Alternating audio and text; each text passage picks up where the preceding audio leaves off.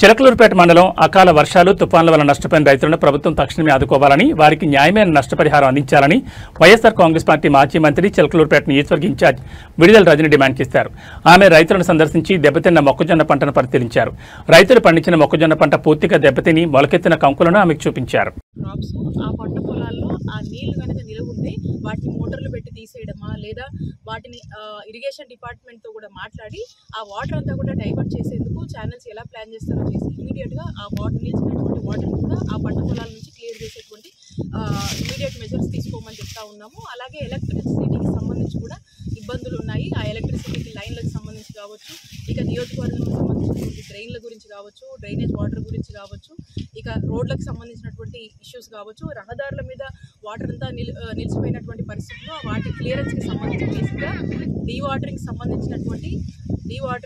చేసేందుకు అన్ని రకాల మెజర్స్ ప్రభుత్వం ఇమీడియట్గా తీసుకోవాలని కోరుకుంటా ఉన్నాము. అలాగే ఈ తుఫాను ప్రభావం వల్ల ఈ నష్టపోయినటువంటి హౌజెస్కి సంబంధించినటువంటి ఇంటికి సంబంధించినటువంటి ఎన్యూమరేషన్స్ కావచ్చు, ఇటు క్రాప్ లాస్ సంబంధించినటువంటి ఎన్యూమరేషన్స్ కావచ్చు, ఇమీడియట్గా కూడా మరి ఈ ఎస్టిమేట్స్ వేసి సర్వేలు చేపట్టి ఆ ప్రాంతాల్లో తిరిగి ఈ ప్రాంతంలో ఏమేమి ఇబ్బందులు జరిగినాయో వాటన్నిటి కూడా ఎస్టిమేట్ వేసి ఇక్కడ ఉన్నటువంటి ప్రజలకు కూడా ఏదైతే ప్రభుత్వము ఈ క్రాప్ లాస్కి సంబంధించి కావచ్చు, ఈ సైక్లోన్ ఎఫెక్ట్స్ వల్ల వాళ్ళు ఇచ్చేటువంటి ఏదైతే ఎక్స్క్రిషా కావచ్చు, ఏదైతే ఈ ఫ్లడ్స్ టైంలో ఇచ్చేటువంటి రేషన్ కావచ్చు లేదా కాంపెన్సేషన్స్ కావచ్చు, ఇమీడియట్గా ఈ అన్ని ఎస్టిమేట్స్ కూడా వేసి తక్షణమే వారికి అందజేసేలాగా ఈ ప్రభుత్వం ఇమీడియట్గా చర్యలు చేపట్టాలి. ఎందుకంటే వారం రోజుల గురించి కూడా మనకు హెచ్చరిస్తూ ఉంది ఈ మోందా తుఫాను గురించి.